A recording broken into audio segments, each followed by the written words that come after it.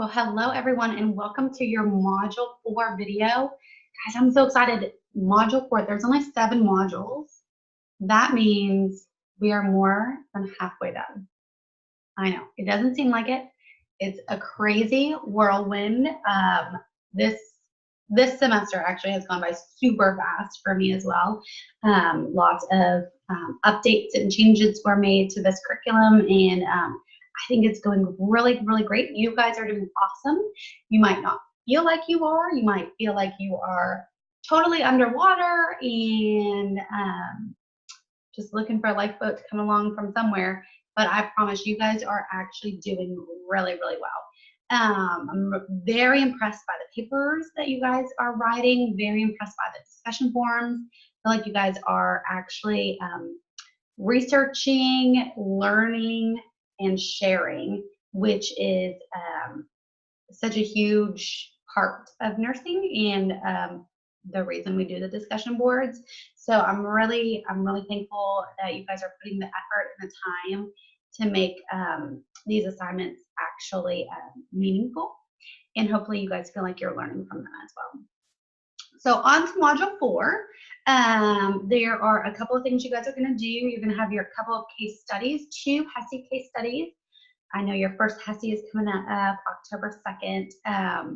October 1st, the second day of the week, Tuesday. You should have already signed up for that. If you have not, contact Ms. Hamilton right away. That absolutely needs to be taken on that day. That's very, very hard to make up. So good luck with that. The only way to prepare for your HESI exam is to do NCLEX style and HESI style questions. So doing your case study might be worthwhile, or logging on to Evolve, doing some of your HESI questions, things like that. That'd be prudent of you, I would say. I'm saying a lot right now. I don't know why. Sorry. And then I'll say it again. So no, I just want you guys to be relaxed. Like I said in the study test taking tips video, preparing your body is almost as important as studying. Make sure that you are rested. Make sure that you are not feeling rushed and anxious. That's going to be very, very important for you to have a mind that can think clearly.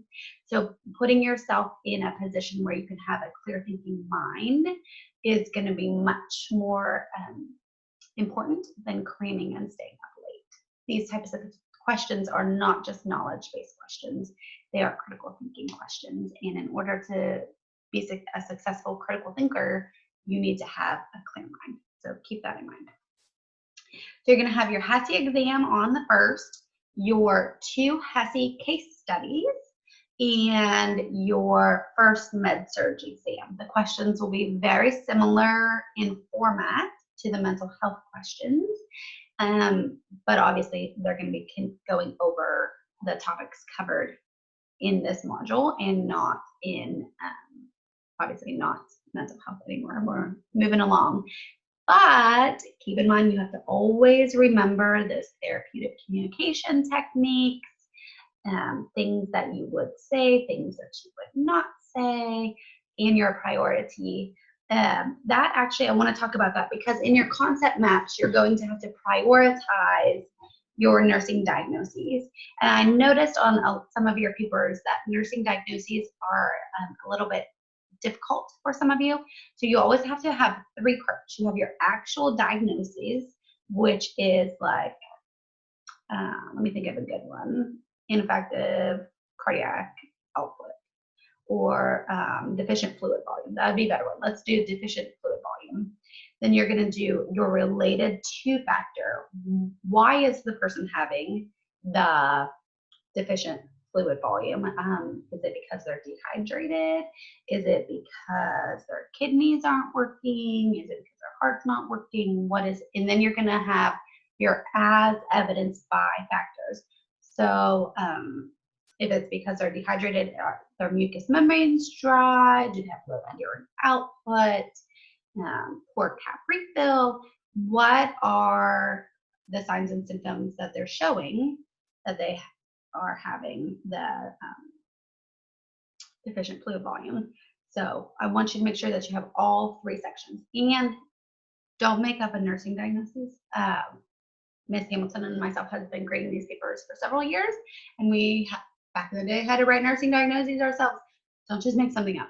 It has to be a NANDA approved, NANDA approved nursing diagnoses. You can Google those. Most of the time, I don't recommend just doing a regular Google search to find something. There are actually some really good websites that are helpful in writing nursing diagnoses, finding your related to factors, finding your as evidenced by factors. So feel free to use those. And when you prioritize, please remember to use Maslow's hierarchy. Okay, if it's airway, breathing, circulation, first thing, and it should be in that order. So don't tell me that they have. I'm trying to think, like a breathing difficulty that is your number 3 or your number 4 priority. So when you are prioritizing, remember your ABCs, and then remember your Maslow's hierarchy. And the only time a risk factor can be a priority is if it's risk for self-harm or harm to others. So I think that should be clear.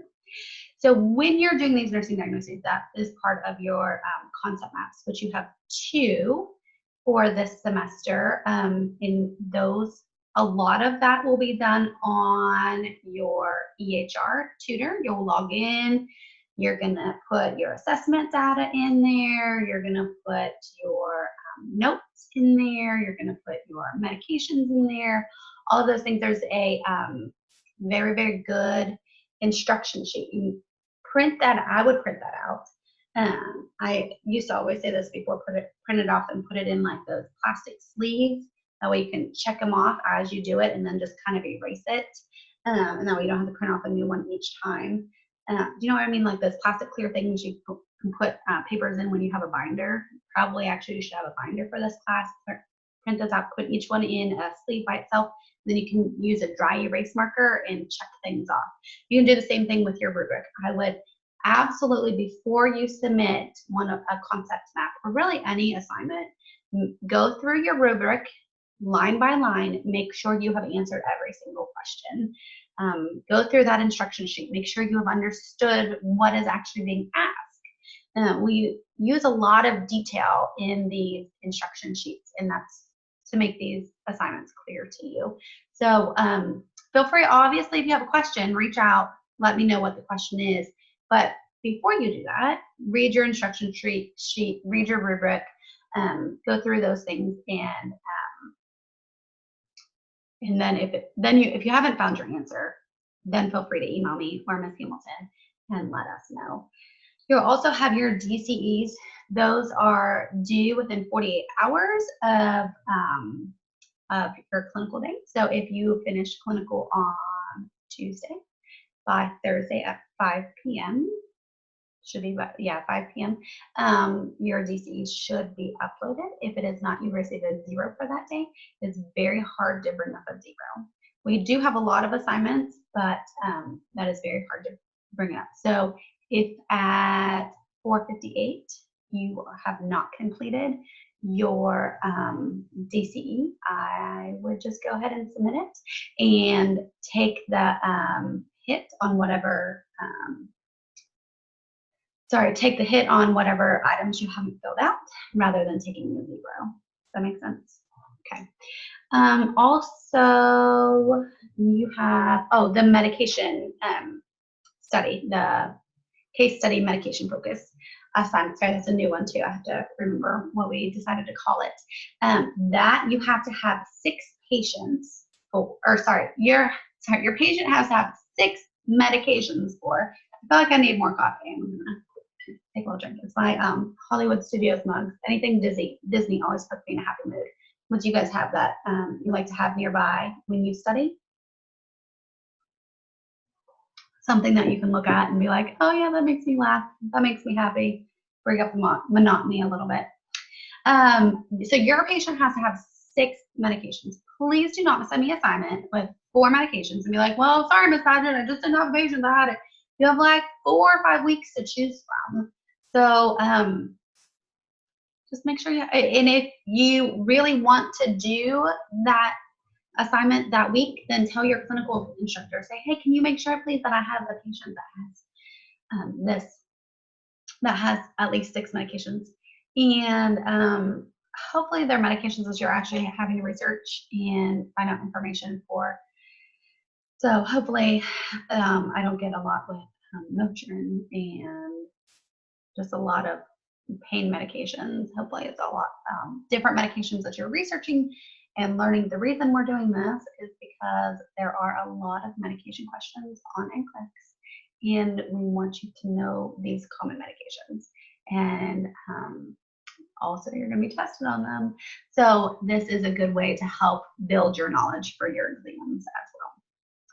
So your concept maps, I back to those. I did say that you have 2. I would very much encourage you to do 1 at the beginning of the semester, beginning of this clinical rotation, and 1 at the end, so that you have time to get your feedback from your grader, process it before you submit your second, because you don't want to make the same mistakes twice and get docked the points for that. So we should see a great improvement in grades between concept map 1 and concept map 2, because you've gotten that feedback, you've processed it, and you are ready to go.